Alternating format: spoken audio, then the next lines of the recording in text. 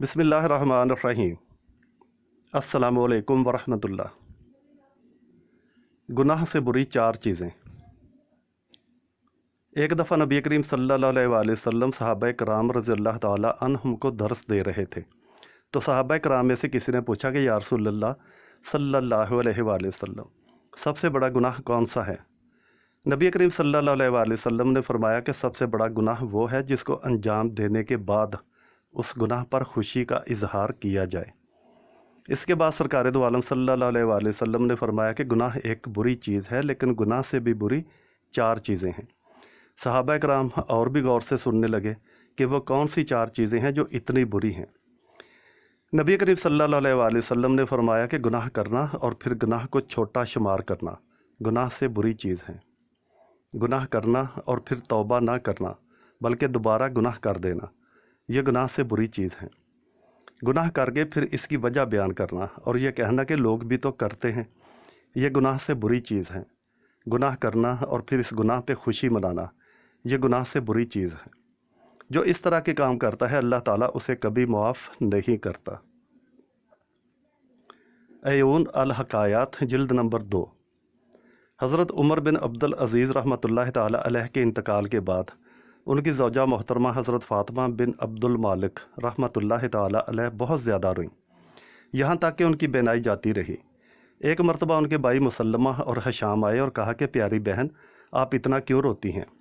अगर आप अपने शौहर की जुदाई पर रोती हैं तो वाकई वो ऐसे मर्द मुजाहद थे कि उनके लिए रोया जाए।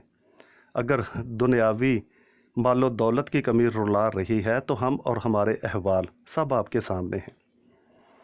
हज़रत फ़ातिमा बिनते अब्दुल मालिक रहमतुल्लाह ताला अलैह ने फरमाया कि मैं इन दोनों बातों में से किसी पर भी नहीं रो रही। खुदा की कसम, मुझे तो वो अजीबो गरीब और दर्द भरा मंज़र रुला रहा है जो मैंने हज़रत उमर के साथ एक रात देखा। इस रात में ये समझी कि कोई इंतहाई होलनाक मंज़र देखकर आप रहमतुल्लाह ताला अलैह की ये हालत हो गई और आज रात आपका इंतकाल हो जाएगा। भाइयों ने पूछा कि हमें बताइए कि आपने हज़रत उमर बिन अब्दुल अज़ीज़ को इस रात किस हालत में देखा? फरमाने लगी कि मैंने देखा कि आप नमाज़ पढ़ रहे थे। नमाज़ पढ़ते हुए जब इस आयत पर पहुँचे, जिस दिन आदमी होंगे जैसे फैले हुए पतंगे और पहाड़ होंगे जैसे धनकी हुई रुई। ये सूरह अल-कारिया की आयत नंबर 3 से 5 तक का तर्जुमा है। फरमाती हैं कि यह आयत पढ़ते ही एक ज़ोरदार चीख मारकर फरमाया, हाय उस दिन मेरा क्या हाल होगा। फिर मुंह के बल गिर पड़े हैं और मुंह से अजीबो गरीब आवाज़ें निकालने लगे। फिर आप साकत हो गए। मैं समझी कि शायद आपका दम निकल गया है। कुछ देर बाद आपको होश आया तो फरमाने लगे कि हाय उस दिन मेरी हलाकत होगी जिस दिन आदमी फैले हुए पतंगों की तरह हो जाएंगे। सारी रात आपकी यही कैफियत रही।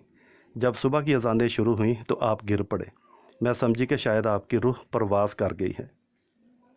ऐ मेरे भाइयों, खुदा की कसम, जब भी मुझे वो रात याद आती है तो मेरी आंखें बेइख्तियार आंसू बहाने लगती हैं।